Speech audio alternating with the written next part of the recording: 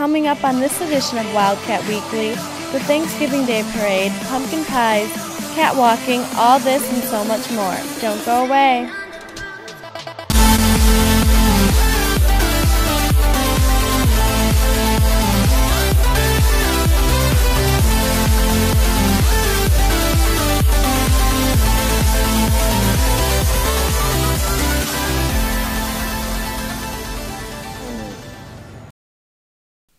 Hi, welcome to this edition of Wildcat Weekly. I'm Jen Braun. Every year, Chicago has a Thanksgiving Day parade.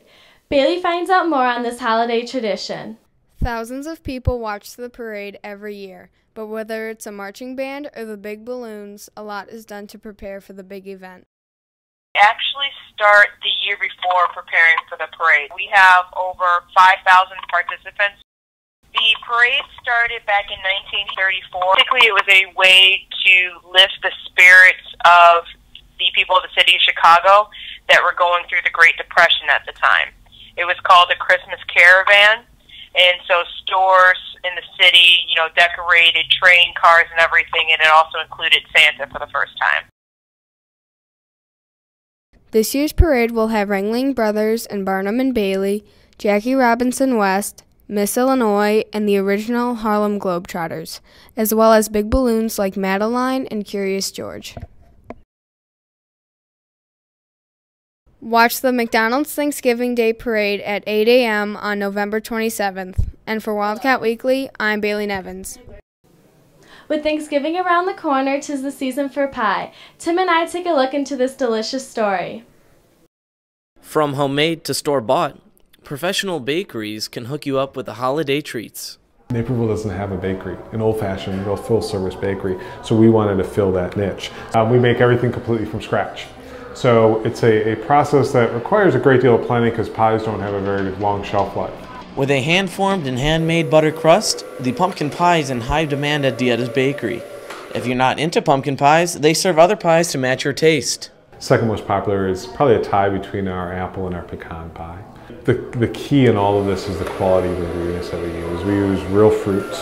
Everything is handmade. We only use real butter in our baked goods. We're not buying anything pre-made. With great prices and great taste, you can pick up your own pie for just $19 at Dietta's Bakery, located at 428 West 5th Avenue in Naperville. After visiting the bakery, we decided to make our own homemade pumpkin pie for our very first time. If you're making a homemade pumpkin pie for Thanksgiving dinner, here are the ingredients for this delicious dessert. We put Jen's homemade pie and a store-bought pie head-to-head in a pumpkin pie contest. Pie 1, Jen's homemade pie, or pie 2, the store-bought pie. I like pie number 1 better. Pie 2. 1. 1. Number 2. Definitely number 2. Although it was a very close contest, the store-bought pie won by just 1 vote. For Wildcat Weekly, along with Jen Braun, I'm Tim Pascal. If there's one thing students love, it's wings. Rick and Chris check out some of the best wings in town on the new series premiere of Winging It.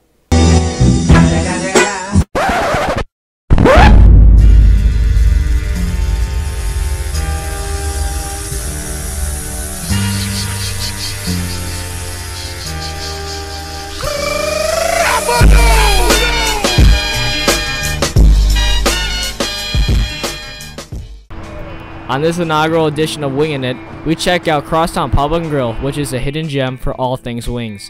Crosstown prides itself on having a simple menu, but still striving for perfection. I didn't want to be considered, subpar food, subpar menu, just okay. Hey, the environment's good, but the menu's not. In reality, I wanted it to be fresh, locally sourced, stuff that we can put on the menu that's not overcomplicated, that people like, and it's not something they're going to get 2 or 3 other places down the street. Crosstown Pub and Grill has many local fans.